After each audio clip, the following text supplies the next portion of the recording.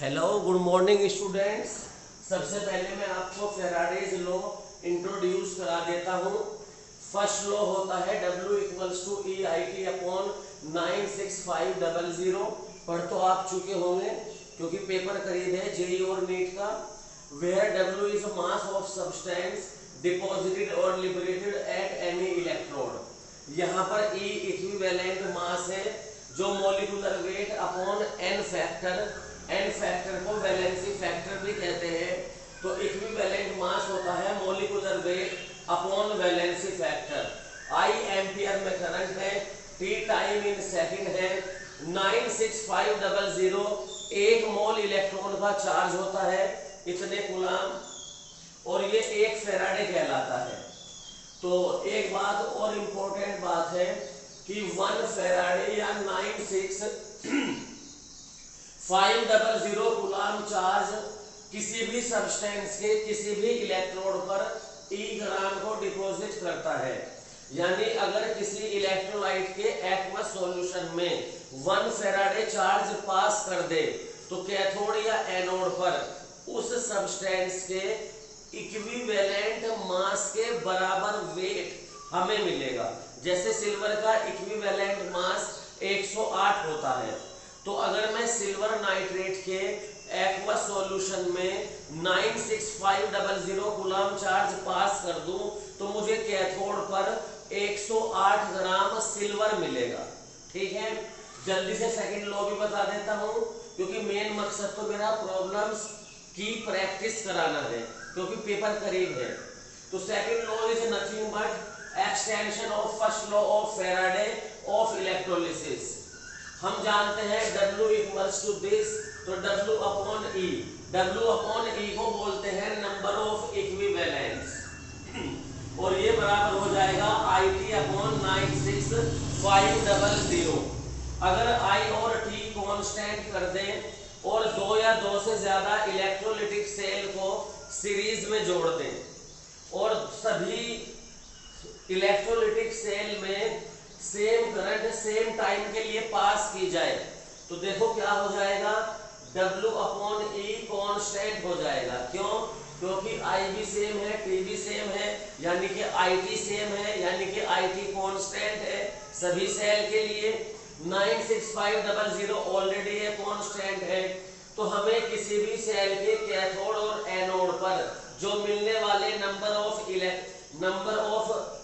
Equivalents है वो क्या हो जाएंगे, सेम हो जाएंगे। यानी कि कैथोड पे भी जितने ग्राम इक्विवेलेंट्स मिलेंगे एनोड पे भी उतने ही ग्राम इक्विवेलेंट्स मिलेंगे। यही बात दूसरी सेल में होगी। किसी भी सेल के जो हमें मास मिलेंगे, गैस मिलेगी, सबके ग्राम इक्विवेलेंट्स कैथोड और एनोड पर हमेशा बराबर होंगे। बस इसी कंसेप्ट को यूज करके, किसी कंसेप्ट को, इस वाले को कि सेम इक्विवेलेंट मिलेंगे, मैं सारी प्रॉब्लम सॉल्व करूंगा। इससे मेरी प्रॉब्लम कम समय में जल्दी से आसानी से हो जाएगी। तो पहले मैं सवाल दूंगा, वीडियो पॉज करके आपको खुद अटेम्प्ट करना है, फिर मेरी अप्रोच देखनी है। हाँ, तो स्टूडेंट्स क्वेश्चन आपके सामने लिखा हुआ है और इसको मैं आपको सॉल्व करके देता हूँ। क्या लिखा हुआ है कि एक सॉल्यूशन के 100 ml है जिसमें इतनी करंट इतने टाइम के लिए पास की गई।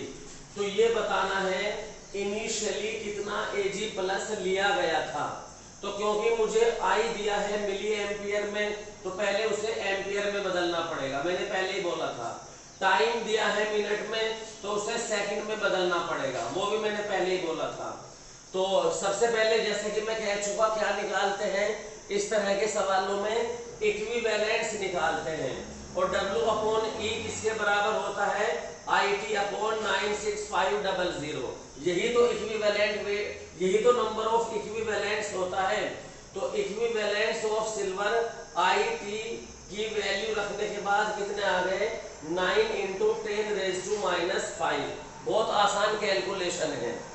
W अपॉन E को नंबर ऑफ इक्विवेलेंट्स कहते हैं और वो IT अपॉन ये नंबर आ गया।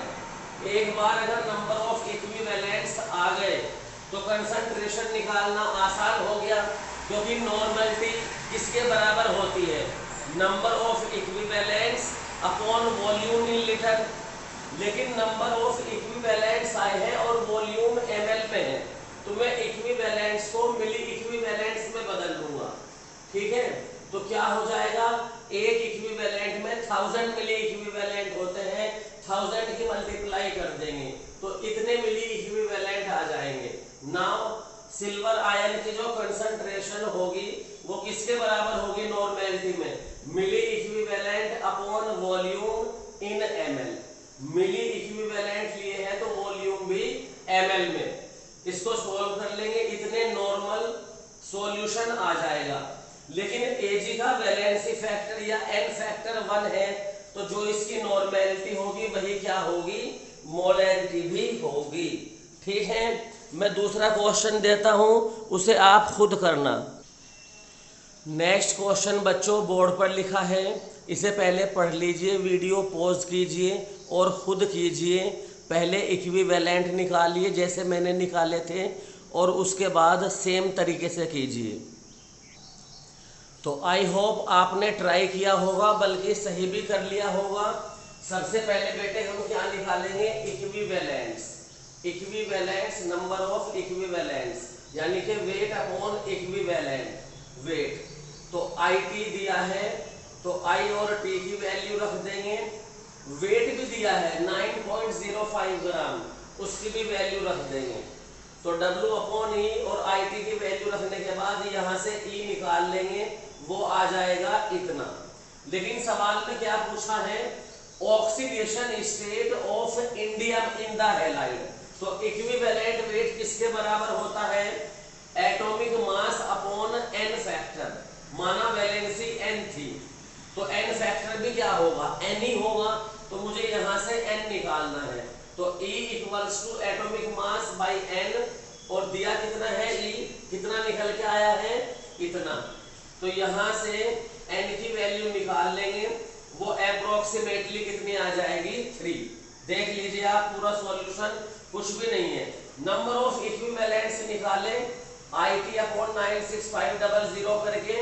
इक्विवेलेंट्स बराबर होते हैं weight upon equivalent weight. Weight कितना है दिया है तो E मिल जाएगा, E मिल गया तो E बराबर होता है atomic weight upon n factor. Valency पूछी है, n फैक्टर के बराबर ही वैलेंसी होगी, ये तो आप समझते हो, क्योंकि जितने इलेक्ट्रॉन का एक्सचेंज होगा उतना n फैक्टर होगा और उतनी ही वैलेंसी होगी।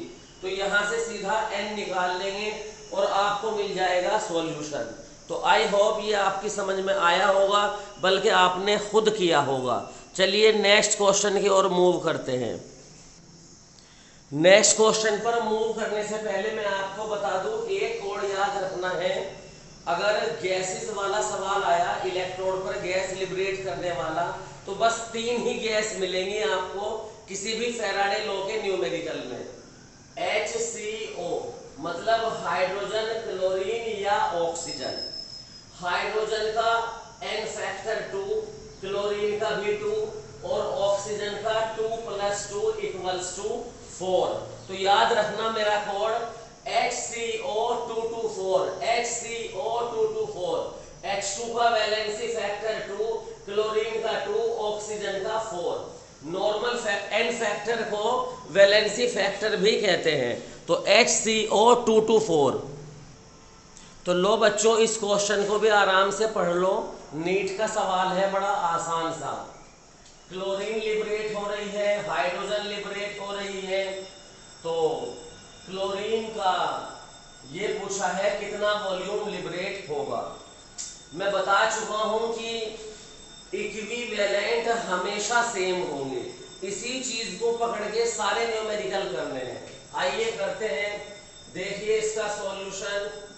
Equivalents of chlorine equals to equivalents of H2।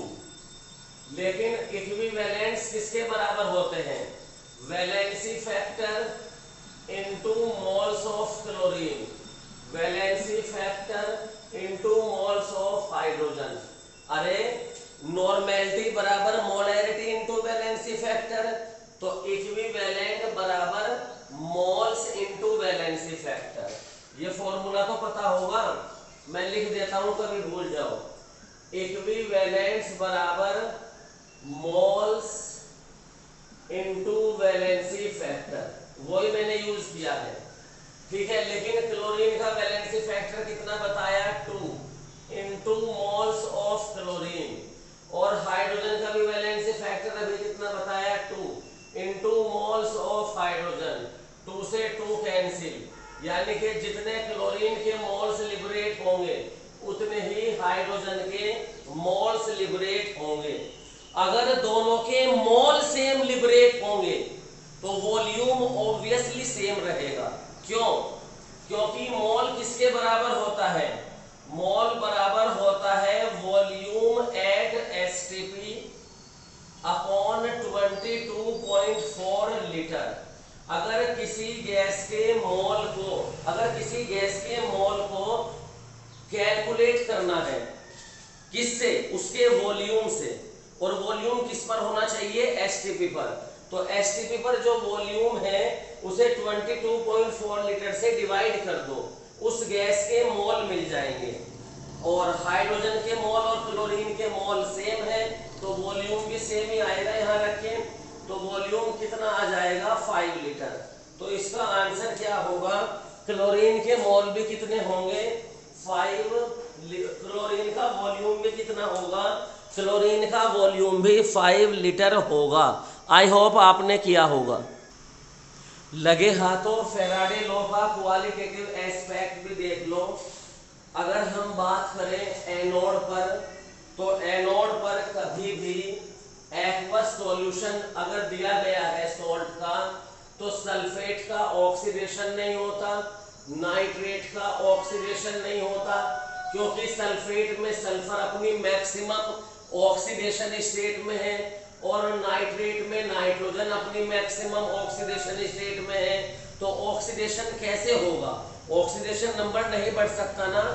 तो एक्वस सॉल्यूशन में वाटर भी होगा, तो इन एनायंस के प्रीफरेंस में H2O का प्रीफरेंशियल ऑक्सीडेशन होता है और हमें O2 मिलती है।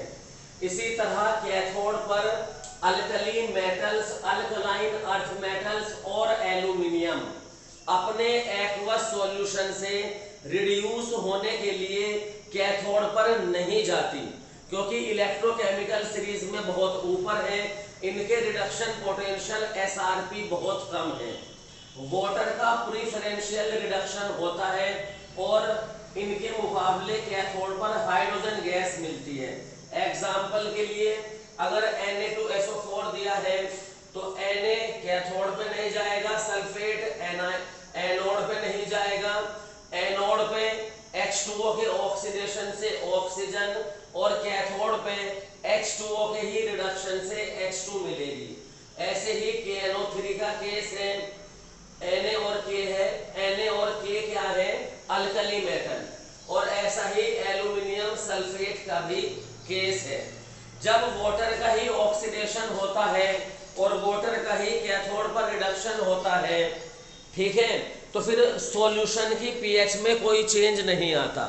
तो इस तरह नो चेंज इन पीएच। अब इस आसान से क्वेश्चन को पढ़िए और करिए, वीडियो पॉज करके करने की कोशिश कीजिए, वरना मैं तो कर ही दूंगा। देखो सॉल्यूशन क्या पूछा है, ग्राम इक्विवेलेंस, तो मैं तो शुरू से ही बता रहा हूँ, नंबर ऑफ इक्विवेलेंस क्या होते हैं, IT अपॉन F, यानी कि Q अपॉन F।